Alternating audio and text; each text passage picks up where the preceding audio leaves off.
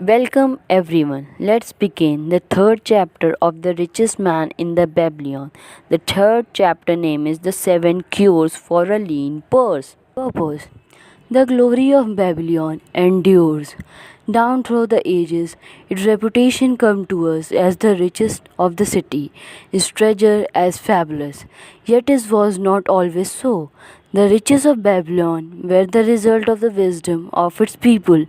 They first had to learn how to become wealthy.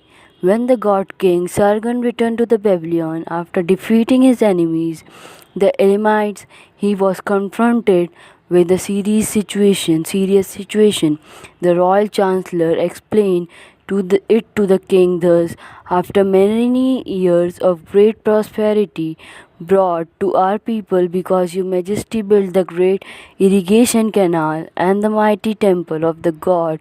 Now that these works are completed, the people seem unable to support themselves. The laborers are without employment. The merchants have few customers. The farmers are unable to sell their produce. The people have not enough gold to buy food. But where has all the gold gone that we spent for these great improvements? Demanded the king. It has found its way, I fear, responded the chancellor, into the possession of a very few rich men of a city. It filtered through the finger of most our people as quickly as the goat milk goes through the strainer. Now that the stream of gold has ceased to flow, most of our people have nothing to for their earning. The king was thoughtful for some time. Then he asked, why should so few men be able to acquire all the gold? Because they know how, replied the chancellor. One may not condemn a man from succeeding because he know how. Neither may one with justice take away from a man what he has fairly earned, to give to man of less ability. But why, demanded the king, should not all the people learn how to accumulate gold, and therefore become themselves rich and prosperous? Quite possible, your excellency, but who can teach them? Certainly not the priests, because they know not of money making. Who know who's best in all our city? How to become wealthy? Chancellor asked the king. The question it's answered itself, your majesty. Who has amassed the greatest wealth in Babylon? Well said, my able chancellor. It is Arkad. He is the richest man in the Babylon. Bring him before me on tomorrow. Upon the following day, as the king had decreed, Arkad appeared before him, straight and sprightly, despite his 60 years and 10. Arkad spoke the king. Is it true thou art the richest man in Babylon? So it is reported, your majesty, and no man dispute it. How became thou so wealthy? By taking advantage of opportunities available to all the citizens of our good city. Thou hadst nothing to start with, only a great desire for wealth.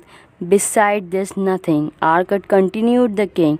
Our city is in a very unhappy state because a few men know how to acquire wealth and therefore monopolize it, while the mass of our citizens lack the knowledge of how to keep any part of the gold they receive.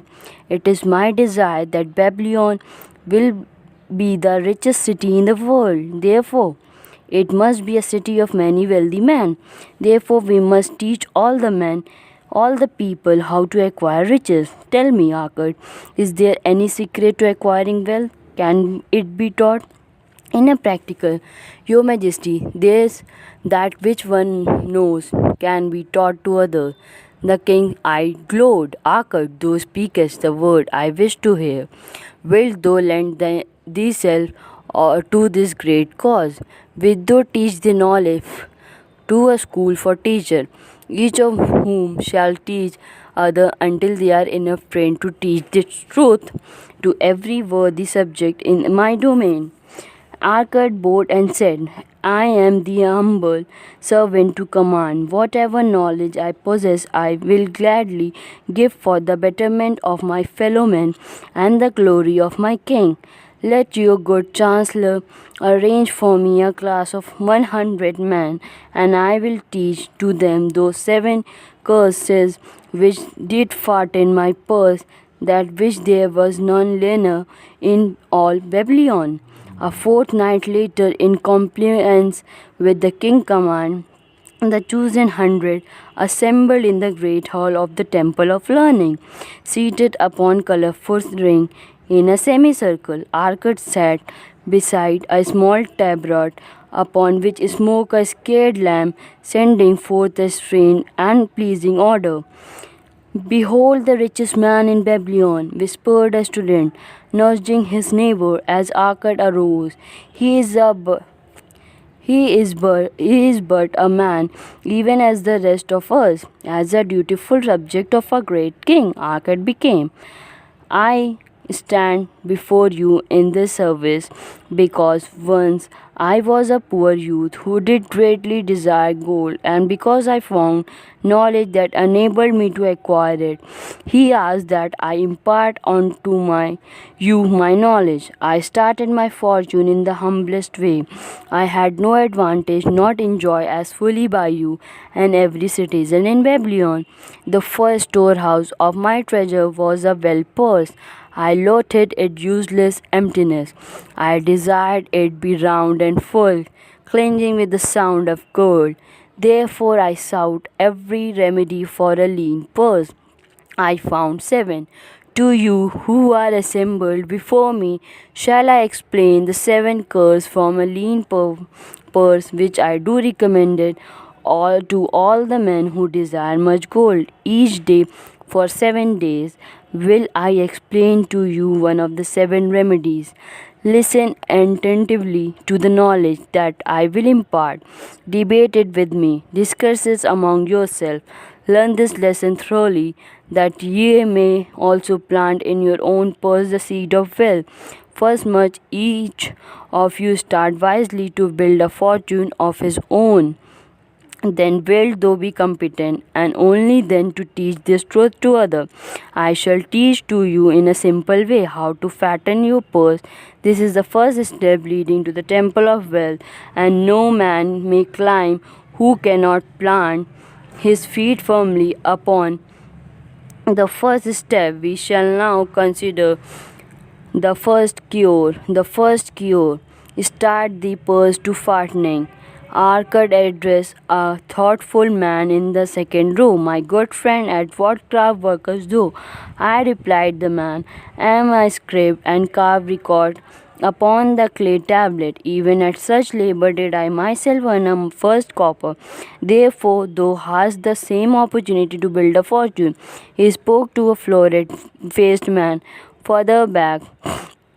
"Pray tell also what those do to earn the bread." I responded, "This man and a meat butcher. I do buy the goats the farmer raise and kill them, and sell the meat to the housewife and hide to the sandal maker.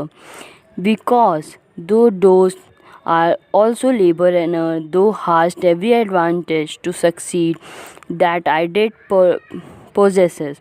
In this way did Arkad proceed to find out how each man labored to earn his living. When he had done questioning them, he said, "Now, my students, you can see that there are many trades and labor at which man may earn coins. Each of the way of earning is a stream of gold, from which the worker doth divert by his labor a portion to his own purse. Therefore, into the purse of each of you flows a stream of coin, large or small, according to his ability. Is it not it?" Thereupon they agreed that it was so.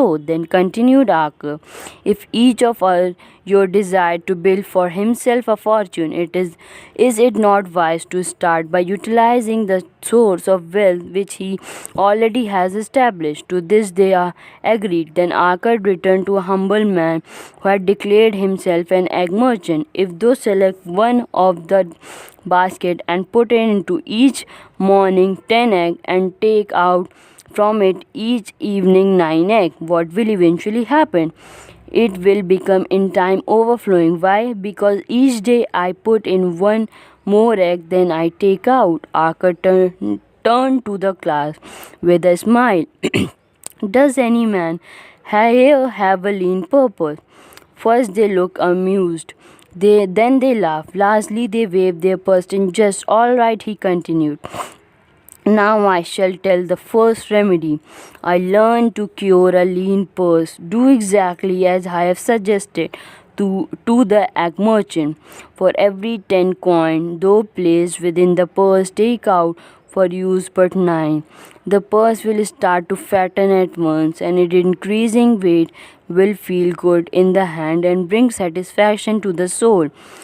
Deride not what I say because of its simplicity. Truth is always simple. I told thee that I would tell how build my fortune. This was my beginning. I too carried a lean purse and cursed it because there was not within to satisfy my desire. But when I began to take out from my purse, but 9 part of the 10 I put in, it began to fatten, so will thin. Now I will tell a strange truth, the reason for which I not know. When I ceased to pay out more than 9/10 of my earning, I managed to get along just as well. I was not shortened than before. Also along did coin come to me more easily than before. Surely it is the law of God that up to him who kept and spent not a certain part of his earning shall gold come more easily. Likewise, him whose purse is empty does gold avoid, which dearest though the most. It is the gratification of the desire of each day, a jewel, a bit, a finer, better raiment, more food, thing quickly gone and forgotten. Or is it substantial belonging, gold, land, herd, merchandise, income bringing investment? The coin thou takest from the purse bring the first, the coin thou leavest within it will bring the latter. This my student was the first cure I discovered for my lean purse. For each 10 coin I put it to spend but 9. Debate this among yourself. If any man prove it's untrue, tell me upon